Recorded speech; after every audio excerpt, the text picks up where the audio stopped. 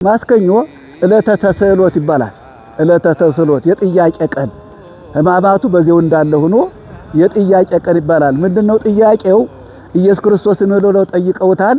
በማን ስልጣን ይህን ትሰራለህ ብለው አይሁድ ጠይቀውታል። አጋንንት ሲያወጣ በዚህ ለምሳሌ በማቴዎስ ወንጌል በምዕራፍ 12 ላይ ደንቆሮውን እንዲናገር ሲያደርገው ዲዳው ሲናገር ደንቆሮው ሲሰማ ይህንን በማን ስልጣን ታደርጋለህ እያሉ ይጠይቁት ነበር። ኢየሱስ ክርስቶስ ምን አላቸው? እኔም አንድ ጥያቄ ጠይቃችኋለሁ። የዮሐንስ ጥምቀት ከሰማይ ነበረች ወይስ ከመሬት ብሎ ጠየቃቸው። በዚያን ጊዜ ከሰማይ ነው ብንል ወይስ ከሰው ብሎ ጠየቃቸው።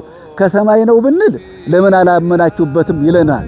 ከሰው ነው ብንልም ዮሐንስን እንደ ነቢይ ያዩታልና አይሁድ ይወግሩናል ብለው ፈርተው አናውቅም ብለው መለሱ። በዚህ ሰዓት እሱ ምን አላቸው? እኔም እንግዳውስ በምን ስልጣን ይሄን እንደማደርግ አልነግራችሁም ብሎ ጥያቄያቸውን በጥያቄ መለሰላቸው ማለት ነው። አምነው ስላልመጡ አምኖ ለመጣ ነው ኢየሱስ ክርስቶስ ግልጽ አድርጎ የሚያስተምረው። በወዳቸው ተንኮል ካለ እንደ ተንኮላቸው ነው የሚመለስላቸውና ያው የጥያቄ ቀን በዕለተ ተስዕሎት ይባላል። ሕማማቱ ግን ያው ለሰኞ የሚፈጸመው ማስከኞም የእያንዳንዱ ቃለ እግዚአብሔሩ የተለያየ የሰኞ ስርዓት ለብቻው ነው። ስርዓቱ እንዳለ ቢሆንም ቃለ እግዚአብሔሩ የተለየ ነው። የማስከኞም የተለየ ነው። ጠቅላላ ቤተክርስቲያን በየቀኑ የየቀኑ የምታዘጋጀው ቃለ እግዚአብሔር አላት ማለት ነው። ማስከኞም በየሰዓቱ የሚደርስ ጸሎት አለ። ንባቡ ረጅም ነው። ያው እናንተ የምትሰሙት ላይ እንድሰሙት ወንጌሉንና ጽናዛት የሚባል ጸሎት አለ። ያን እንድሰሙ በድምጽ ማጉያ የምትሰሙበት ሰዓት ይከፈታል እንጂ ሌሊቱን በሙሉ ሲነበብ ያድራል። ሰፊ ነው። በጣም ቀለሙ ብዙ ነው። ምክንያቱም በክርስቶስ ላይ የደረሰው መከራ ሁሉ ያ ሁሉ ይነበባል ማለት ነው። ማስከኞም እንደዚሁ በየሰዓቱ የሚደርስ አለ።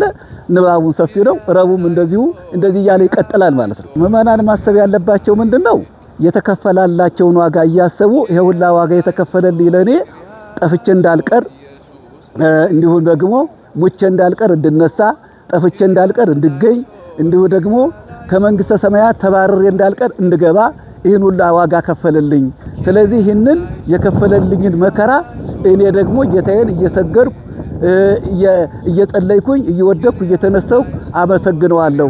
ለከፈለልኝ ዋጋም ሐዘኔን በዚህ ገልጻለሁ። መሰቀል የማይገባው አምላክ ሲሰቀል፣ መገረፍ የማይገባው አምላክ ሲገረፍ፣ ይህን ሁሉ መከራ የተከፈለልኝ ለኔ ነው እያለ ይህንን እያሰቡ ይህንን ጠብቀው መኖር አለባቸው ማለት ነው።